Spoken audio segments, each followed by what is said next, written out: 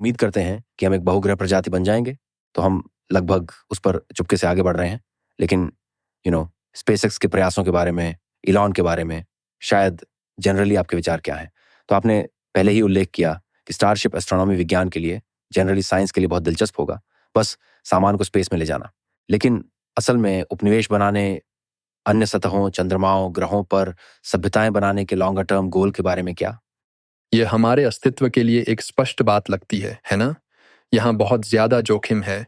अगर हम इस ह्यूमन एक्सपेरिमेंट को जारी रखने की कोशिश करने के लिए प्रतिबद्ध हैं, अपनी सारी उम्मीदें एक जगह पर रखना हमेशा जोखिम भरी रणनीति होगी।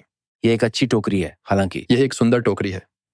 व्यक्तिगत रूप से मुझे मार्स या मून पर रहने में कोई दिलचस्पी नहीं है। मैं जाना चाहूंगा, लेकिन मैं निश्चित रूप से अपनी बाकी की जिंदगी वहां बिताना और मार्स पर मरना नहीं चाहूंगा। मेरा मतलब है, ये एक भयानक जगह है। मार्स बहुत बहुत अलग है। मुझे लगता है कि यह विचार कि ये अगले 10-20 सालों में होगा, मुझे बहुत आशावादी लगता है। ऐसा नहीं है कि यह अभेद्य है, लेकिन मार्स जैसे ग्रह पर जीवित रहने के लिए चुनौतियां बहुत कठिन हैं, जो एक सूखे ठंडे रेगिस्तान की तरह है। एक हाई रेडिएशन एनवायरनमेंट के साथ। ये एक ऐसी चुनौती है जिसका हमने पहले कभी सामना नहीं किया है। इसलिए मुझे यकीन है कि मानव प्रतिभा इसे संभाल सकती है, लेकिन मुझे संदेह है कि मेरे जीवन काल में हजारों लोग मार्स पर रहेंगे। लेकिन मैं उस अवसर का आनंद लूंगा कि शायद एक दिन ऐसे बस्ती का दौरा करूं और मार्स पर साइंटिफिक एक्सपेरिमेंट्स करूं, या मार्स का अनुभव करूं, मार्स से एस्ट्रोनॉमी करूं, सभी प्रकार की मजेदार चीजें जो आप कर सकते हैं।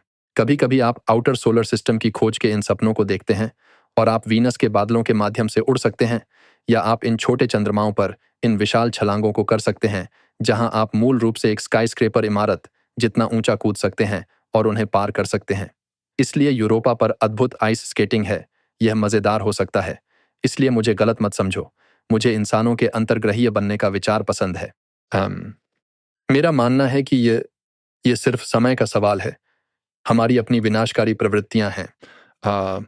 जैसा कि आपने पहले कहा था, वे हमारे उभरते हुए अंतर्ग्रहीय बनने की क्षमता के साथ मेल नहीं खाते, और सवाल यह है कि क्या हम घोंसला जलाने से पहले बाहर निकल पाएंगे? और मुझे नहीं पता। जाहिर है कि मुझे उम्मीद है कि हम करेंगे, लेकिन मेरे पास कोई विशेष जानकारी नहीं है। समस्या है, कुछ हद तक एक समस्या है।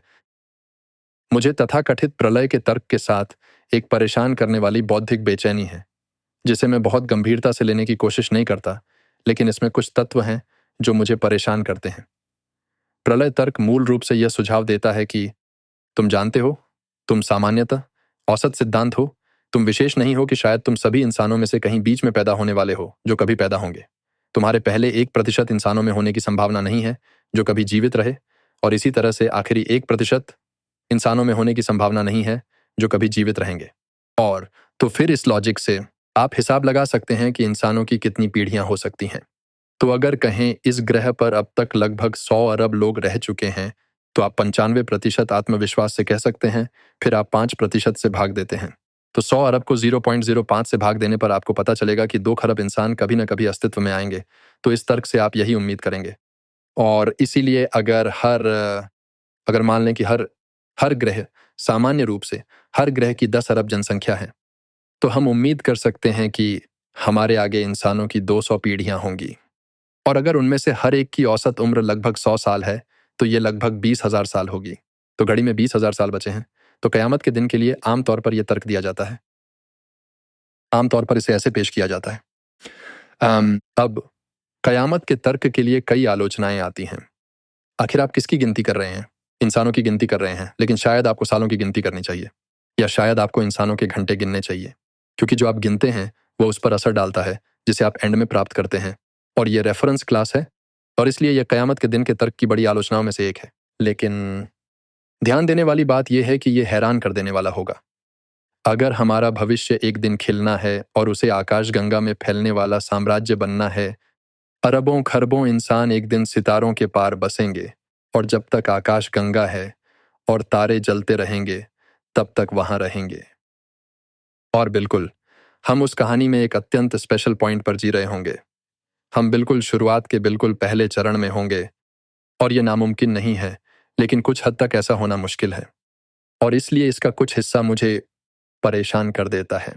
लेकिन ये लगभग एक दार्शनिक तर्क की तरह भी लगता है, क्योंकि आप इस कॉस्मिक पूल से आत्माओं के खींचे जाने के बारे में बात कर रहे हैं। तो ये ऐसा तर्क नहीं है जिसकी वजह से मैं कयामत के दिन के बारे में सोचकर अपनी नींद खराब करूं, लेकिन ये थोड़ा सा बौद्धिक रूप से परेशान करने वाला है। अब ऐसा लगता है कि आकाशगंगा में फैलने वाले साम्राज्य के बारे में थोड़ा विरोधाभास है। हाँ, लेकिन जाहिर है कि बहुत सी बातें पता नहीं है। अपनी बात करूं तो मैं अंतरिक्ष भी जाना पसंद करूंगा, लेकिन कल्पना करें कि आप मंगल पर खड़े होकर पृथ्वी को देख रहे हैं। हाँ, मेरा मतलब आ, वो अविश्वसनीय होगा। इससे आपको अपने अस्तित्व के बारे में और इंसान होने का क्या मतलब है, इस बारे में बिल्कुल नया नजरिया मिलेगा। और फिर पृथ्वी पर वापस आ जाएं और इससे आपको बिल्कुल ही अलग नजरिया मिलेगा। और सुना है मंगल ग्रह पर सूर्यास्त अच्छा होता है। विलियम शैटनर ने अपनी उड़ान के बाद जो कहा वो मुझे बहुत पसंद आया। यहाँ आकर उन्होंने जो कहा उससे मैं बहुत प्रभावित हुआ, और मुझे लगता है इसमें यह विचार था कि हमें असल में इंजीनियर्स या वैज्ञानिकों को अंतरिक्ष में नहीं भेजना चाहिए, हमें कवियों को भेजना चाहिए, क्योंकि वो लोग जब धरती पर आएंगे तब वो अपने अंतरिक्ष के अनुभवों के बारे में विस्तार से अच्छे शब्दों में बता सकते हैं। और उन्होंने जो कहा वो मेरे दिल को छू गया। अंतरिक्ष यात्रियों से बात करने पर जब वो बताते हैं कि उन्होंने क्या देखा, तो ऐसा लगता है जैसे उन्होंने कोई ऐसी चीज देखी हो जिसे वो शब्दों में बयान नहीं कर सकते। हाँ, हाँ, वो बहुत सुंदर होता है।